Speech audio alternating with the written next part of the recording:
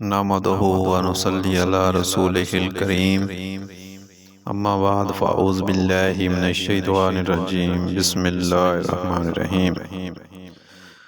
دوستو، آج صحیح بخاری سے حدیث نمبر 7 کا ترجمہ بیان کروں گا۔ اللہ تعالیٰ قبول منظور فرمائے۔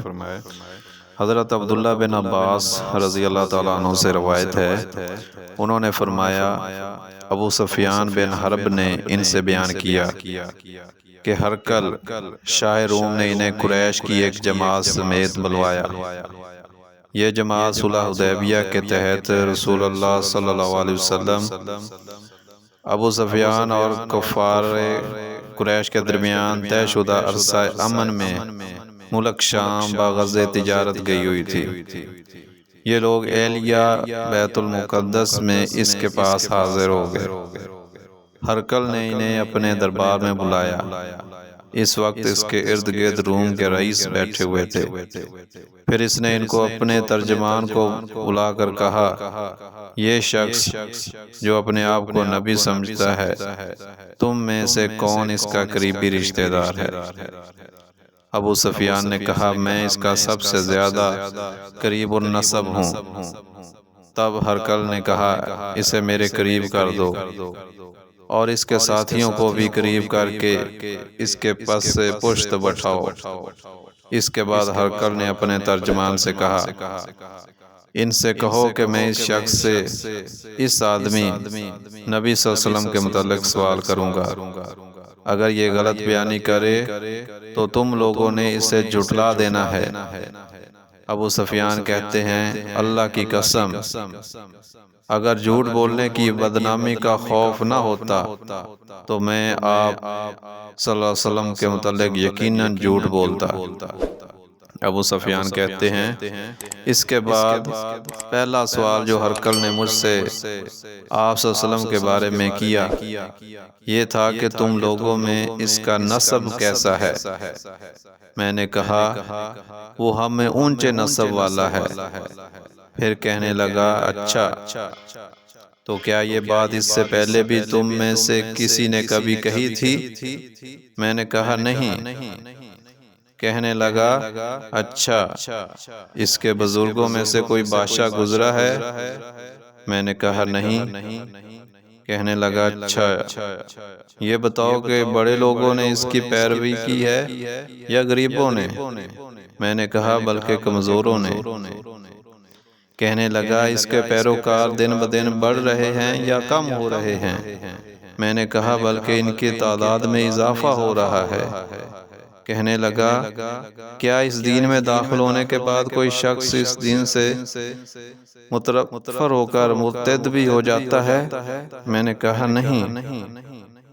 کہنے لگا، اس نے جو بات کہی ہے، کیا اس دعویٰ نبوت سے پہلے تم لوگ اسے جھوٹ سے متمم کرتے تھے؟ میں نے کہا، نہیں۔ کہنے لگا، کیا وہ بدعہدی کرتا ہے؟ میں نے کہا، نہیں۔ البتہ ہم لوگ اس وقت اس کے ساتھ صلح کی ایک مدت گزار رہے ہیں، نامعلوم اس میں وہ کیا کرے۔ ابو سفیان کہتے ہیں، اس فکرے کے سوا مجھے اور کہیں اپنی طرف سے بات داخل کرنے کا موقع نہیں ملا۔ کہنے لگا، کیا تم لوگوں نے اس سے جنگ لڑی ہے؟ میں نے کہا، جی ہاں۔ اس نے کہا، پھر تمہاری اور اس کی جنگ کیسی رہی؟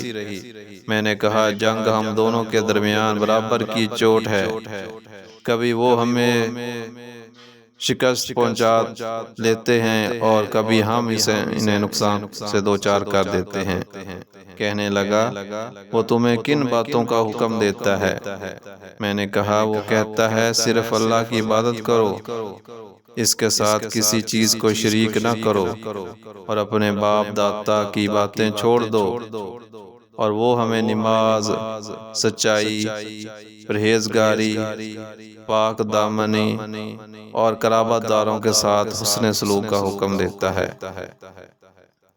اس کے بعد ہرقل نے اپنے ترجمان سے کہا، تم نے اس شخص ابو سفیان سے کہو کہ میں نے تم سے اس شخص نبی صلی اللہ علیہ وسلم کا نسب پوچھا تو تم نے بتایا کہ وہ اونچے نسب کا ہے۔ اور دستور یہی ہے کہ پیغمبر ہمیشہ اپنی قوم کے اونچے نسب میں بھیجے جاتے ہیں۔ اور میں نے تم سے دریافت کیا کہ آیا یہ بات اس سے پہلے بھی تم میں سے کسی نے کہی تھی؟ تم نے بتلایا کہ نہیں۔ میں کہتا ہوں اگر یہ بات اس سے پہلے کسی اور نے کہی ہوتی تو میں کہتا کہ یہ شخص ایسی بات کی نقالی کر رہا ہے جو اس سے پہلے کہی جا چکی ہے۔ اور میں نے تم سے دریافت کیا اس کے بزرگوں میں کوئی بادشاہ گزرا ہے؟ تو تم نے بتلایا کہ نہیں۔ میں کہتا ہوں اگر اس کے بزرگوں میں کوئی بادشاہ گزرا ہوتا تو میں کہتا کہ یہ شخص اپنے باپ کی بادشاہت کا طالب ہے۔ اور میں نے تم سے دریافت کیا کہ جو بات اس نے کہی ہے اس دعوی نبوت سے پہلے تم نے کبھی اس پر جھوٹ بولنے کا الزام عائد کیا؟ تم نے بتلایا کہ نہیں۔ اور میں اچھی طرح جانتا ہوں کہ ایسا نہیں ہو سکتا کہ وہ لوگوں پر جھوٹ باندھنے سے تو پرہیز کرے لیکن اللہ پر جھوٹ بولے۔ میں نے تم سے یہ بھی دریافت کیا کہ بڑے لوگ اس کی پیروی کر رہے ہیں یا کمزور؟ تو تم نے بتلایا کہ ناتواں لوگوں نے اس کی پیروی کی ہے۔ اور حقیقت یہی ہے کہ اس قسم کے لوگ ہی پیغمبروں کے پیروکار ہوتے ہیں۔ میں نے تم سے پوچھا وہ بڑھ رہے ہیں یا کم ہو رہے ہیں؟ تو تم نے بتلایا ان کی تعداد میں اضافہ ہو رہا ہے۔ در حقیقت ایمان کا یہی حال ہے یہاں تک کہ وہ تکمیل تک پہنچ جاتا ہے۔ پھر میں نے تم سے پوچھا کیا اس دین میں داخل ہونے کے بعد کوئی شخص متنفر ہو کر مرتد بھی ہوتا ہے؟ تو تم نے بتلایا کہ نہیں۔ اور ایمان کا حال یہی ہوتا ہے کہ جب دل میں سما جاتا ہے تو پھر نکلتا نہیں۔ اور میں نے تم سے دریافت کیا کیا وہ عہد شکنی کرتا ہے؟ تو تم نے بتلایا کہ نہیں۔ اور رسول ایسے ہی ہوتے ہیں، وہ دھوکہ نہیں کرتے۔ میں نے تم سے یہ بھی پوچھا وہ تمہیں کن باتوں کا حکم دیتا ہے؟ تو تم نے بتلایا کہ وہ اللہ کی عبادت کرنے اور اس کے ساتھ کسی کو شریک نہ ٹھہرانے کا حکم دیتا ہے، تمہیں بت پرستی سے منع کرتا ہے، اور نماز، سچائی اور پرہیزگاری اور پاک دامنی اختیار کرنے کے متعلق کہتا ہے۔ لہٰذا جو کچھ تم نے بتایا ہے اگر وہ صحیح ہے تو یہ شخص بہت جلد اس جگہ کا مالک ہو جائے گا جہاں میرے یہ دونوں قدم ہیں۔ میں جانتا تھا کہ یہ نبی آنے والا ہے، لیکن میرا یہ خیال نہ تھا کہ وہ تم میں سے ہوگا۔ اگر مجھے یقین ہوتا کہ میں اس کے پاس پہنچ سکوں گا تو اس سے ملاقات کی زحمت ضرور اٹھاتا، اور اگر میں اس کے پاس مدینے میں ہوتا تو ضرور اس کے پاؤں دھوتا۔ اس کے بعد ہرقل نے رسول اکرم صلی اللہ علیہ وسلم کا خط منگوایا جو آپ نے دہیہ کلبی رضی اللہ تعالیٰ عنہ کے ذریعے حاکم بصرہ کے پاس بھیجا تھا۔ اس نے وہ خط ہرقل کو پہنچا دیا تھا۔ ہرقل نے اسے پڑھا۔ اس میں لکھا تھا: شروع اللہ کے نام سے جو مہربان نہایت رحم کرنے والا ہے۔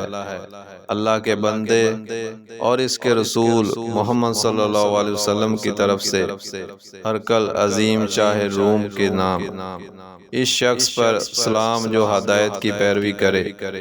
اس کے بعد میں تجھے کلمہ اسلام لا الہ الا اللہ محمد الرسول اللہ کی دعوت دیتا ہوں، مسلمان ہو جا، تو محفوظ رہے گا، اللہ تعالیٰ تجھے دوہرا اجر دے گا۔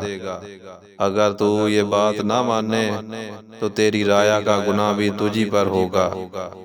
اور اے اہل کتاب، ایک ایسی بات کی طرف آ جاؤ جو ہمارے اور تمہارے درمیان یکساں ہے، ہم اللہ کے سوا کسی اور کی عبادت نہ کریں اور اس کے ساتھ کسی چیز کو شریک نہ ٹھہرائیں، اور ہم میں سے کوئی اللہ کے سوا ایک دوسرے کو اپنا کارساز نہ سمجھے۔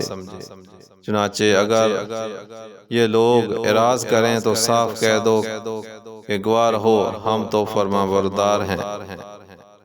ابو سفیان نے کہا جب ہرقل جو کہنا چاہتا تھا کہہ چکا اور خط پڑھ کر فارغ ہوا تو وہاں آوازیں بلند ہوئیں اور بہت شور مچا اور ہم باہر نکال دیے گئے۔ میں نے باہر آ کر اپنے ساتھیوں سے کہا ابو قبیصہ کے بیٹے کا معاملہ بڑا زور پکڑ گیا ہے، اس سے تو رومیوں کا بادشاہ بھی ڈرتا ہے۔ اس روز کے بعد مجھے برابر یقین رہا کہ اس رسول کا دین غالب آ کر رہے گا، یہاں تک کہ اللہ تعالیٰ نے میرے اندر اسلام جاگزیں کر دیا۔ ابن ناطور جو ایلیا کا گورنر، ہرقل کا مصاحب اور شام کے عیسائیوں کا پادری تھا، بیان کرتا ہے کہ ہرقل جب ایلیا بیت المقدس آیا تو ایک روز صبح کے وقت رنجیدہ خاطر بیدار ہوا۔ اس کے کچھ مصاحب کہنے لگے ہم دیکھتے ہیں کہ آپ کی طبیعت کچھ بجھی بجھی ہے۔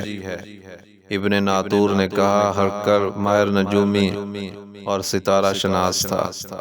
جب لوگوں نے اس سے پوچھا تو کہنے لگا میں نے آج رات تاروں پر ایک نگاہ ڈالی تو دیکھتا ہوں کہ ختنہ کرنے والوں کا بادشاہ کا ظہور ہو چکا ہے۔ بتاؤ ان دنوں کون لوگ ختنہ کراتے ہیں؟ مصاحب کہنے لگے یہودیوں کے سوا کوئی ختنہ نہیں کرتا، ان سے فکر مند ہونے کی چندہ ضرورت نہیں۔ آپ اپنے اہل علاقہ کو پروانہ بھیج دیں، وہاں کے تمام یہودیوں کو مار ڈالیں۔ اس گفتگو کے دوران میں ہرقل کے سامنے ایک شخص پیش کیا گیا جسے غسان نے بھیجا تھا، اور وہ رسول اللہ صلی اللہ علیہ وسلم کا حال بیان کرتا تھا۔ جب ہرقل نے اس سے تمام معلومات حاصل کر لیں تو کہنے لگا اسے لے جاؤ اور دیکھو کہ اس کا ختنہ ہوا ہے یا نہیں۔ لوگوں نے اسے دیکھا اور ہرقل کو بتایا کہ اس کا ختنہ ہوا ہے۔ ہرقل نے اس سے دریافت کیا عرب ختنہ کرتے ہیں؟ اس نے کہا ہاں وہ ختنہ کرتے ہیں۔ تب ہرقل نے کہا یہی شخص پیغمبر اس امت کا بادشاہ ہے جس کا ظہور ہو چکا ہے۔ پھر ہرقل نے اپنے علم میں ہم پلہ ایک دوست کو رومیہ میں خط لکھا اور خود ہمس روانہ ہو گیا۔ ابھی ہمس نہیں پہنچا تھا کہ اسے اپنے دوست کا جواب موصول ہو گیا۔ اس کی رائے بھی رسول اللہ صلی اللہ علیہ وسلم کے ظاہر ہونے میں ہرقل کے موافق تھی۔ پھر آپ نبی برحق ہیں۔ آخر ہمس پہنچ کر اس نے روم کے سرداروں کو اپنے محل لانے کی دعوت دی۔ جب وہ آ گئے تو اس نے حکم دیا کہ دروازے بند کروا دیے۔ پھر بلا خان نے بالکونی سے انہیں دیکھا اور کہنے لگا روم کے لوگوں، اگر تم کامیابی، بھلائی اور بادشاہت پر قائم رہنا چاہتے ہو تو اس پیغمبر کی بیعت کر لو۔ یہ اعلان حق سنتے ہی وہ لوگ جنگلی گدھوں کی طرح دروازوں کی طرف دوڑے۔ دیکھا تو وہ بند تھے۔ جب ہرقل نے ان کی نفرت کو دیکھا اور ان کے ایمان لانے سے مایوس ہوا تو کہنے لگا ان سرداروں کو میرے پاس لاؤ۔ جب وہ آئے تو کہنے لگا میں نے ابھی جو بات تمہیں کہی تھی وہ صرف آزمانے کے لیے کی تھی کہ دیکھوں تم اپنے دین پر کس قدر مضبوط ہو۔ اب میں وہ دیکھ چکا۔ تب تمام حاضرین نے اسے سجدہ کیا اور اس سے راضی ہو گئے۔ یہ ہرقل کے ایمان لانے کے متعلق آخری حالات ہیں۔